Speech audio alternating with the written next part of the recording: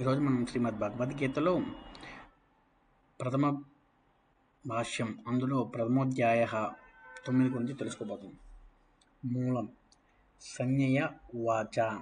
మూలం దృష్ట్యా తు పాండవానీకం యోడం దుర్యోధనస్తథా ఆచార్యముపసంగమ్య రాజా వచనమబ్రవీత్ ధర్మక్షేత్రే ఇతి. తదా అప్పుడు రాజైన దుర్యోధనుడు యూఢం యుద్ధానికి సిద్ధంగా నిలపబడిన పాండవానీకం పాండవుల సైన్యాన్ని దృష్ట్యా చూసి ఆచార్యం ద్రోణాచార్యుని ఉపసంగం సమీపించి వచనమును అబ్రవీత్ పలికెను. మూలం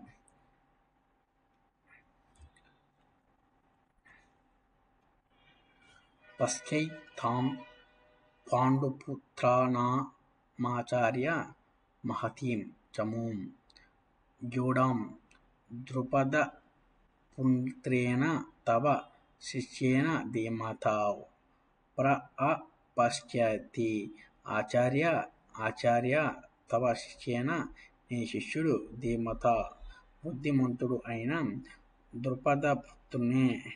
ద్రుపదుని పుత్రుని చేత ధృష్టద్యుమ్నుని చేత యూఢాం యుద్ధానికి సిద్ధంగా నిలబడిన మగ అతీం గొప్పదైన పాండుపుత్రాణం పాండవుల ఏతాం ఈ చమూం సేనను పశ్య చూడుము.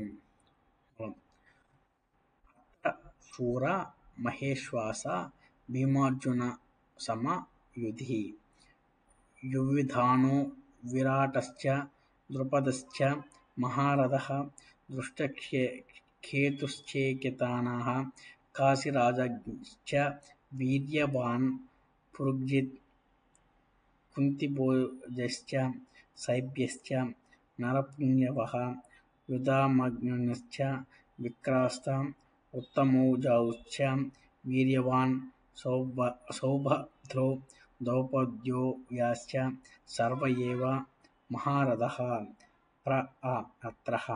ఈ సైన్యంలో శూరులు మహేశ్వాస గొప్ప ధనుస్సులు గలవారు యుధి యుద్ధమునందు భీమార్జున సమః భీమార్జునులతో సమానులైన యువధానుడు విరాటశ్చ విరాటుడు మహారథః మహారథుడైన ద్రుపదుడు దృష్టకేతుః కాశీరాజు కాశీ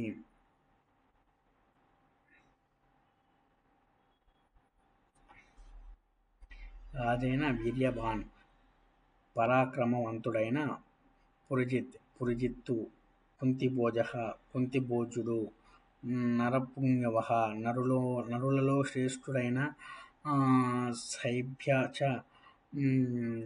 శైబ్యుడు విక్రాస్తః పరాక్రమం గల యుధామన్యుః వీర్యవాన్ పరాక్రమవంతుడైన ఉత్తమౌజస సౌభద్రః అభిమన్యుడు ద్రౌపదేయః చ ద్రౌపదీ కుమారులు ఉన్నారు. సర్వే అందరూ మహారథా ఏవ మహారథులే. మూలం అస్మాకం తు విశిష్ట ఏ తాని బోధ ద్విజోత్తమ నాయక మమ సైన్యం తాన్ బ్రవీమి తే.